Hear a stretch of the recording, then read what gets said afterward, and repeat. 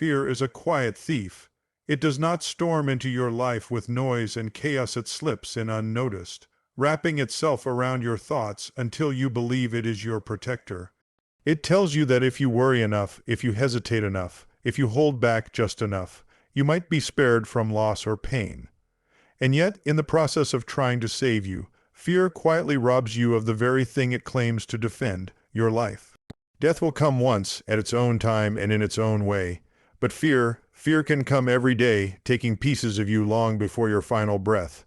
Most people imagine that fear is about survival, but survival is not the same as living. There are countless people alive in body yet dead in spirit because fear has convinced them to play small, to stay safe, to avoid the risk of being hurt.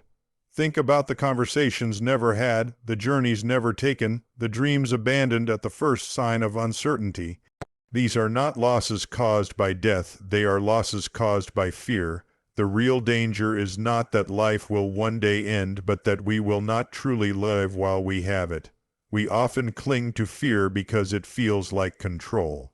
If we anticipate every danger, maybe we can outwit it. But life is not a puzzle we can solve by worrying harder. The truth is, no matter how carefully you live, you cannot stop the ending. You can only stop the middle.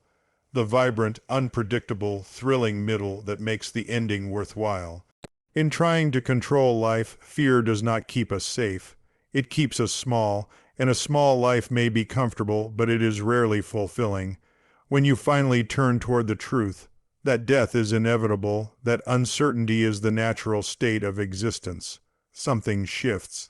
The grip of fear begins to loosen. You realize that living fully is not about eliminating risk. It is about accepting it as the price of a meaningful life. Fear thrives in resistance, but it weakens in acceptance. When you accept that no amount of caution will make you immortal, you become free to say yes more often, to step forward more boldly, to love more deeply without keeping one foot out the door. Life was never designed to be safe. It was designed to be experienced. The moments that stay with us are rarely the ones where nothing happened. They are the moments when we said yes, when we faced the unknown, when we risked our comfort for something greater. You cannot escape death by fearing it, but you can escape life by surrendering to that fear. And if you do, the greatest tragedy is not that your days will be fewer, but that they will feel empty, so live as though fear has no claim over you. Laugh, speak, try, fail, and try again. Let the uncertainty of life be the very reason you dive in, not the excuse you hold back. When the time comes to leave, let it find you fully spent, having used every ounce of your courage and every drop of your love. Death will take you only once. Fear will try to take you every day. Do not let it win.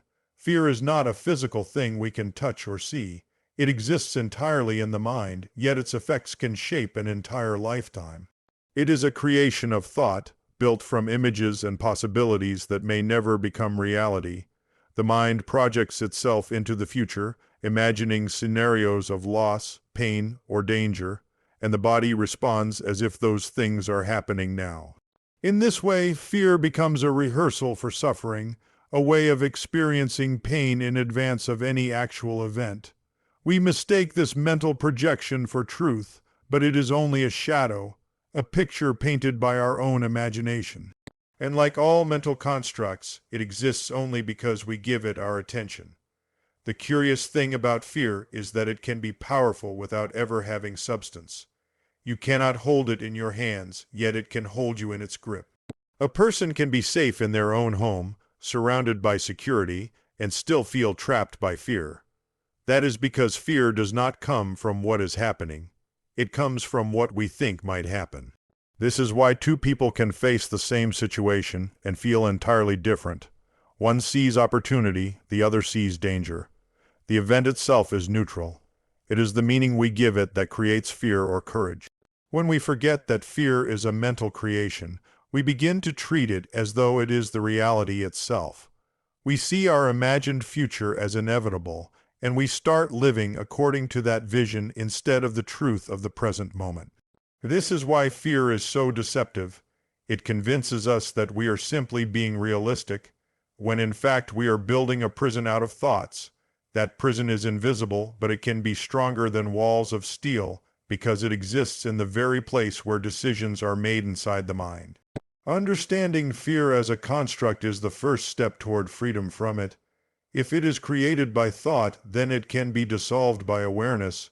When you observe fear instead of obeying it, you begin to see its nature. It has no power outside of your belief in it.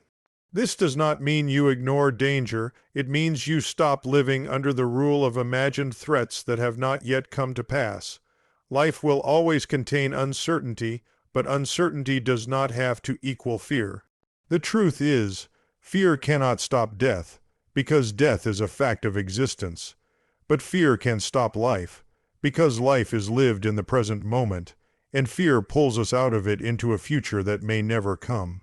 Recognizing fear for what it truly is, a creation of the mind, allows us to reclaim that moment, to live it fully instead of wasting it on shadows. And in the end, that awareness may be the greatest form of protection we can have. We often cling to fear because it feels like a form of safety. It gives the illusion that if we are cautious enough, if we think through every possible danger, we can prevent bad things from happening. This is the trap of the human mind. It confuses worry with preparation and hesitation with protection. But fear does not give us control. It simply convinces us that control is possible in a world that is by nature uncertain.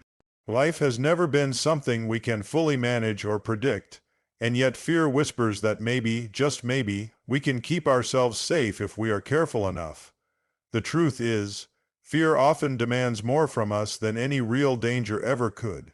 Real danger is immediate. It requires action in the moment. Fear, however, requires constant attention. It makes us rehearse worst-case scenarios over and over, draining our energy long before anything actually happens. We begin to live in a state of constant readiness for disasters that may never arrive. This constant readiness doesn't prepare us for life, it robs us of it. It's important to see that the control fear offers is an illusion. No amount of fear will stop a storm from coming or a loved one from leaving. No amount of fear will prevent the passage of time or the inevitability of change. And yet, we often give up opportunities, experiences, and relationships in exchange for this illusion. We say no to the trip because the plane might crash, no to love because the heart might break, no to the dream because we might fail. But the truth is, all these outcomes are part of the human experience. They are risks that come with being alive. Avoiding them might spare us temporary discomfort, but it will also spare us the fullness of life. When you begin to see fear for what it is, a false promise of safety, you can start to question the authority you have given it. Instead of asking, "What if something goes wrong?" you begin to ask, "What if I never try at all?" The more you realize that you cannot control the future, the more you start to live in the present. The present is where life actually happens. It is the only place where you have any real influence. Fear is like a mirage in the desert. It looks like it will lead you to safety, but it only leads you further from where life truly is. The sooner you let go of the idea that you can control everything, the sooner you can begin to participate fully in the unpredictable beauty of existence.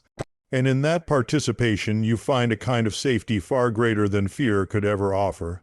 The safety of knowing you are truly alive, no matter what comes next. The greatest loss we can experience is not the moment life ends, but the countless moments we never allowed ourselves to live. Death takes the body, but fear takes everything that makes life worth inhabiting. Our joy, our courage, our ability to explore and connect.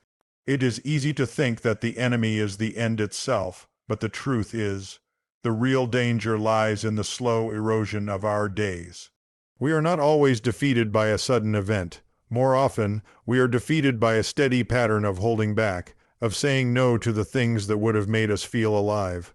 When fear dominates our choices, we stop seeking beauty. We become more concerned with avoiding pain than with finding meaning.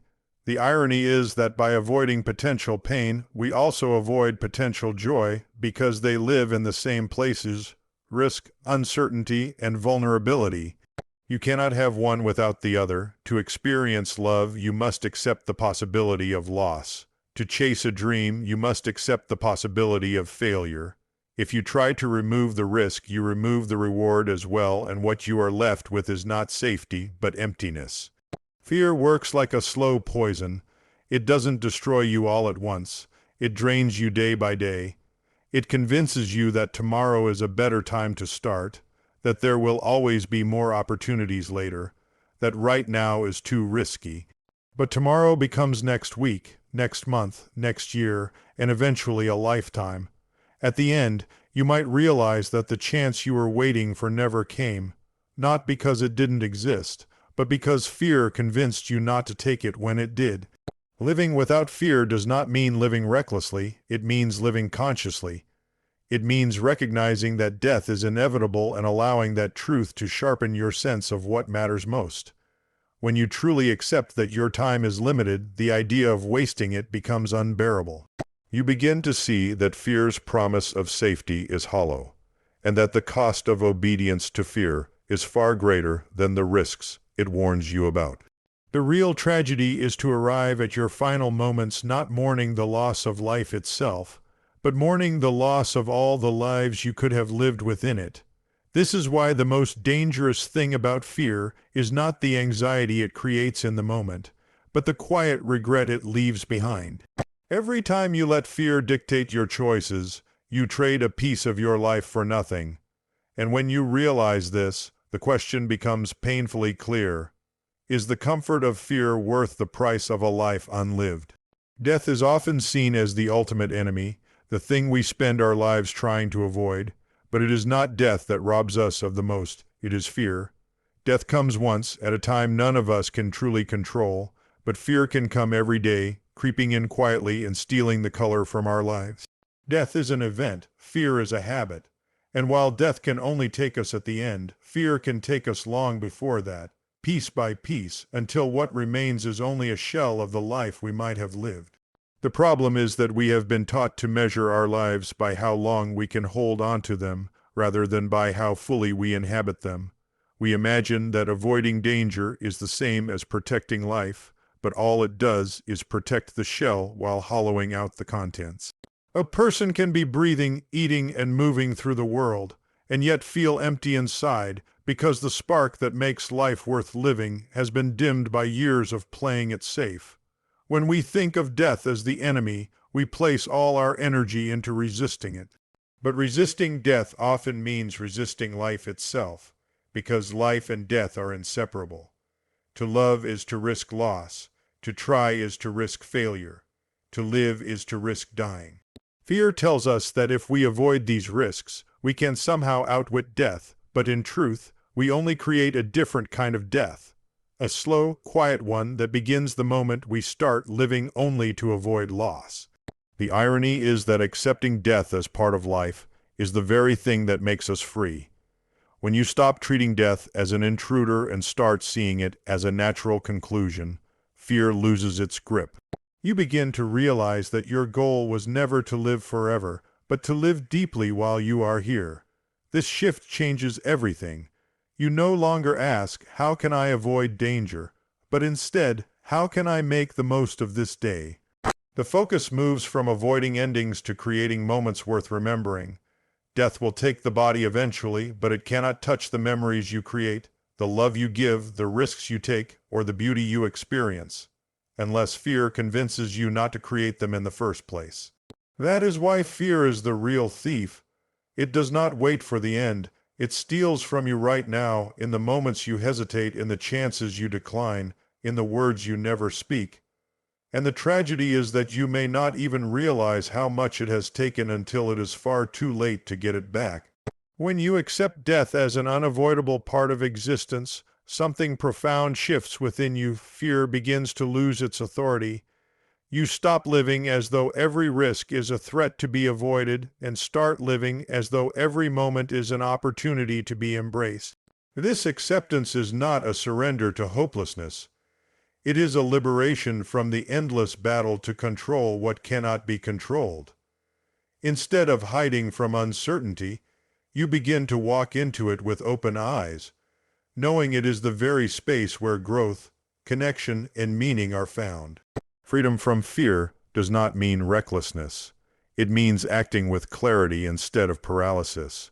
It means you can acknowledge the possibility of pain without allowing that possibility to dictate your every decision. You understand that risk is not the enemy. It is the price of living fully. The absence of fear is not the absence of danger. It is the presence of courage, a quiet but steady resolve that you will not let the unknown shrink your life. When you no longer fear death, you also stop fearing life. You open yourself to love without constantly guarding against heartbreak. You pursue your dreams without demanding a guarantee of success.